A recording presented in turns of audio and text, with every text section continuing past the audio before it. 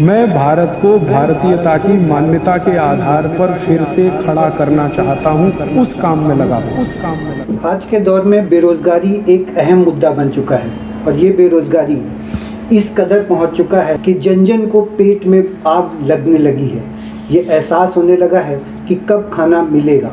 कुछ ऐसी ही समस्याओं को लेकर के आज हम डॉक्टर तरुण कोठारी जी के साथ बैठे हुए हैं और उनसे इस विषय पर कुछ जानना चाहेंगे, कुछ समझना चाहेंगे कि बेरोज़गारी जो समस्या है उस पर डॉक्टर साहब क्या जन आंदोलन करने की तैयारी का है, उसके प्रतिनिधित्व करने के लिए जो आगामी आगे आएगा हम बहुत जल्द सबसे मिलवाते हैं। लेकिन शुरुआत करते हैं डॉक्टर तरुण कोठारी जी से।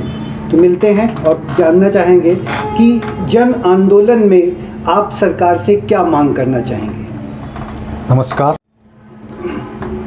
बेरोजगारी भारत की सबसे बड़ी समस्या है आज के समय में, और कई लोगों ने, जो कि मैं सोशल मीडिया पे एक्टिव रहता हूं, तो कई लोगों ने संपर्क किया है कि हम सरकार के समक्ष कुछ मांगे रखें, इसके ऊपर कुछ प्रदर्शन करें। तो ऐसी स्थिति में बेरोजगारी को लेकर के हम लोग एक जन आंदोलन करने की योजना बना रहे हैं। सरकार से हमारे 4 बिंदु पर चर्चा करना चाहते हैं इस मुद्दे पर। पहला ये कि सरकार लोगों को जॉब प्रोवाइड कराए। देश में इस समय कम से कम 5 करोड़ शिक्षित बेरोजगार, ये मैं कम से कम बता रहा हूँ, संख्या 10 भी हो सकती है, 15-20 भी हो सकती है। 5 करोड़ शिक्षित बेरोजगार है, तो उनको कोई न कोई जॉब, कोई न कोई रोजगार सरकार प्रोवाइड कराए, सरकार दे या दिलाए। जरूरी नहीं कि सबको सरकारी नौकरी मिले, चाहे वो प्राइवेट के अंदर नौकरी दे, परंतु सरकार दे। सरकार का एक ऑफिस होता है जहाँ पर जो अनएम्प्लॉयड है वो अपना एंट्री कराते हैं, नाम वगैरह लिखाते हैं। अनएम्प्लॉयमेंट का ऑफिस होता है, वो आजकल डीफंक्शनिंग है, कोई कहीं भी किसी स्टेट में या सेंटर में काम नहीं कर रहा है। उस ऑफिस को स्टार्ट किया जाए और जो भी बेरोजगार है वहाँ जा कर के अपना नाम लिखा दे, और जितने भी रोजगार देने वाले लोग हैं वो भी वहाँ अपना बता दें कि हमें इतने लोगों की आवश्यकता है। तो वहाँ से वो एक्सचेंज डेटा एक दूसरे को हो जाएगा। कंपनी को डेटा व्यक्ति को मिल जाएगा, व्यक्ति को कंपनी का मिल जाएगा। जिसको जॉब की जरूरत है उसके हिसाब से वो डेटा आपस में एक दूसरे को एक्सचेंज सरकार करवा सकती है। इस प्रकार से सरकार जॉब दिला सकती है, दिलाने में मददगार साबित हो सकती है। नंबर 1। नंबर 2, हम ये चाहते हैं कि सरकार कुछ नीति ऐसी बनाए कि जो से रोजगार सृजन हो, रोजगार क्रिएट हो, पैदा हो। अभी सरकार उल्टा काम कर रही है। अभी इंदौर में और राजस्थान के जयपुर में सरकार ने एक ट्रैफिक रोबोट लगाया है। वो ट्रैफिक रोबोट, एक रोबोट 20 ट्रैफिक पुलिस अधिकारी का, कर्मचारी का काम कर देता है। कुल मिलाकर के वो 20 पुलिस कर्मचारी अब फ्री हो चुके हैं वहाँ से, उस पर्टिकुलर सर्कल से। अब वो सरप्लस हो जाएंगे, धीरे धीरे सरकार उनको निकाल देगी, नहीं निकालेगी तो कहीं और उनको एडजस्ट करेगी। जब उनको समायोजित करेगी तो फिर बाकी जो नई भर्ती वो रुक जाएगी। तो सरकार ऐसा उल्टा काम ना करे, बल्कि ऐसा काम करे कि रोजगार पैदा हो। फिर भी अगर आपको कहीं कुछ वैज्ञानिक शोध की आवश्यकता है, कहीं कुछ वैज्ञानिक शोध हुआ है, उसके लिए कोई आप विशेष तौर से उपकरण लगाना चाहते हैं, उससे रोजगार कम हो रहा है, तो आपको उसके बदले में कुछ ऐसा करना चाहिए कि रोजगार और अधिक पैदा हो। ये हमारी सरकार से दूसरी बिंदी है जिस पर चर्चा करना चाहते हैं, सरकार से मांग करना चाहते हैं। तीसरा, हम सरकार से मांग करते हैं कि सरकार जो शिक्षित बेरोजगार खास तौर से है उनको ब्याज मुक्त लोन दे। ब्याज मुक्त, उसमें कोई इंटरेस्ट नहीं हो, 3 साल के लिए हो या 5 साल के लिए हो, ब्याज मुक्त हो, और व्यक्ति अपना काम करेगा, 3 साल 5 साल तक उसको ब्याज नहीं देना पड़ेगा, तो वो अपना धंधा पानी इस्टेब्लिश कर सकता, अपना बिजनेस चला सकता, और मीनवाइल उसी दौरान वो कुछ और लोगों को रोजगार भी दे देगा। तो ब्याज मुक्त कर का फायदा ये होगा कि एक तो व्यक्ति को रोजगार मिला, और साथ में उसने 2, 4, 5, 10, 20 जितने भी लोग उसकी रोजगार, जो भी उसका धंधा चलेगा उसके हिसाब से वो अपना एक रोजगार लोगों को दे सकता है। ये तीसरी बात है। और चौथी बात ये है कि अभी स्थिति बहुत एक्यूट है, बहुत नाजुक है।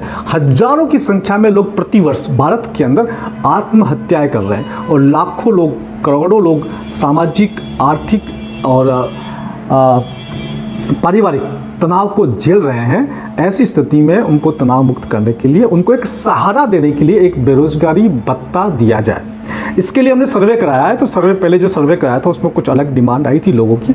एक दूसरा सर्वे कराया हमने, उसमें जो डिमांड उठ के आई है वो 10,000 रुपये प्रति माह से लेकर के 40,000 रुपये प्रति माह का एक बेरोजगारी भत्ता, शिक्षित बेरोजगार की शिक्षित अवस्था को देखते हुए और बेरोजगारी की अवस्था को देखते हुए। कोई व्यक्ति अगर 6 महीने से बेरोजगार है तो उसको बेरोजगारी भत्ता थोड़ा कम दिया जा सकता है। कोई व्यक्ति 6 साल से बेरोजगार है तो उसको थोड़ा सा भत्ता अधिक दिया जा सकता है। कोई व्यक्ति मामूली 12th पास है या कोई व्यक्ति अगर ग्रेजुएट है, पोस्ट ग्रेजुएट है, इंजीनियर है, MBA है, तो उसको हम थोड़ा सा अधिक भत्ता दे सकते हैं।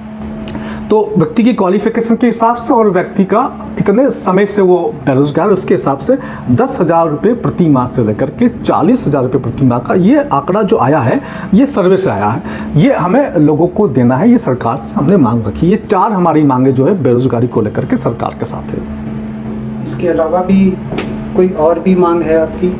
हाँ, इसके अलावा जो हम बात कर रहे हैं, जो न्यू वर्ल्ड ऑर्डर का जो हमारा एजेंडा चल रहा है, जो हम पिछले 3 साल से न्यू वर्ल्ड ऑर्डर के बारे में लोगों को बता रहे हैं कि किस प्रकार से ये 2030 तक न्यू वर्ल्ड ऑर्डर लागू हो जाएगा and you will be own nothing and you will be happy. आपके पास किसी का मालिकाना हक नहीं होगा। कहने के लिए वो कह रहे कि आप खुश होंगे, पर खुश होंगे या नहीं होंगे तो आपका सारा मालिकाना हक छीनने वाला है। चाहे वो गाड़ी हो, चाहे घोड़ा हो, चाहे पशु हो, चाहे आपका बैंक बैलेंस हो, चाहे आपका मकान हो, फ्लैट हो, खेती हो, दुकान हो, कुछ भी हो, सब कुछ इसका मालिकाना हक किसी और के पास जाने वाला है। तो उसको रोकना भी आवश्यक है।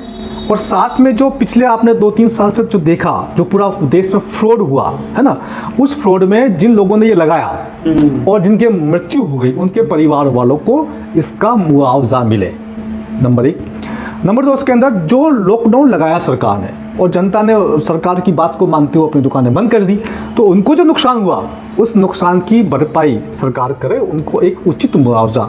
अलग अलग व्यक्ति का बिजनेस का स्तर अलग अलग होता है, अलग अलग व्यक्ति को अलग अलग नुकसान हुआ है, तो उनके बिजनेस का आकलन करके जितना उनको नुकसान हुआ लॉकडाउन की अवधि के दौरान उस अवधि का पूरा भुगतान उनको किया जाए। तीसरा, एक मास्क मैंडेट चला हुआ है, लगाओ जी, ये पहनो जी, ये पहनो जी, ये लगाओ जी, है ना, जबकि कानूनी तौर से वो इलीगल है। केंद्र सरकार का जो गाइडलाइंस है उसके हिसाब से वो इलीगल है, फिर भी लोगों से फाइन वसूला जा रहा है। तो वो जो फाइन वसूला गया अब तक वो वापस दिया जाए और जिन जिन अधिकारी कर्मचारी ने वसूल किया, जिन जिन नेताओं ने आदेश दिए, वो सब जनता से माफ़ी मांगे और साथ में उनको भी एक थोड़ा बहुत मुआवजा उनको दिया जाए। ये हमारी 3 और मांगे हैं। तो इन 7 मांगों को लेकर के, और अगर लोगों की और कुछ मांगे आएगी तो उन मांगों को जोड़ा जाएगा, को लेकर के हम सरकार के समक्ष फिर जाएंगे। एक जन आंदोलन की भूमिका बन रही है, लोग चाहते हैं ऐसा आंदोलन हो, तो हम फिर उसको आगे बढ़ाएंगे। तो कोई समिति गठित करके भी योजना है आपके आगे कार्य करने की? हाँ, इस पूरे आंदोलन को जो करने का जो तरीका है वो एक कोर कमेटी बना करके, एक सेंट्रल वर्किंग कमेटी जिसे हम कहते हैं, कोर कमेटी होती है। उस कोर कमेटी में हम कोशिश करेंगे कि अधिक से अधिक लोग हो, है ना, मतलब ऐसा नहीं कि 2-4 लोगों की हो, 100, 200, 500 लोगों की कोर कमेटी बने और उसमें सभी वर्गों के लोग हो, उसके अंदर सभी स्तर के लोग हो, महिलाएं भी हो, बुजुर्ग भी हो, युवा भी हो। तो उस प्रकार से कोर कमेटी बना करके इस आंदोलन को हम आगे चलाना चाहेंगे और जो कोर कमेटी में शामिल होना चाहता है वो भी संपर्क कर सकता है। के लिए इस कोर कमेटी को और आगे बढ़ाने के लिए आप संपर्क करें और संपर्क करने के साथ कंधे से कंधा मिला करके हम सब एक साथ चल के इस बेरोज़गारी को समाप्त करने की ओर एक अगला कदम बढ़ाएं। तो फिर मिलते हैं आपसे एक ब्रेक के बाद में।